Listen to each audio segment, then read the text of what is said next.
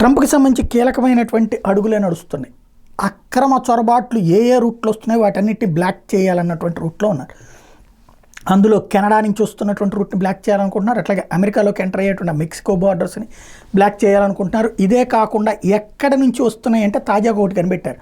ఐక్యరాజ్య సమితి, Clinton foundation కలిపి పనామా దగ్గర నిర్వహిస్తున్నటువంటి కేంద్రాల దగ్గర కూడా ఈ అక్రమ చొరబాటుదారులు ఉంటున్నారు. ఇల్లీగల్ అలయన్స్ అక్కడికి వచ్చి చేరి అక్కడి నుంచి నేరుగా క్లింటన్ ఫౌండేషన్ ద్వారా అమెరికాలోకి వస్తున్నారు.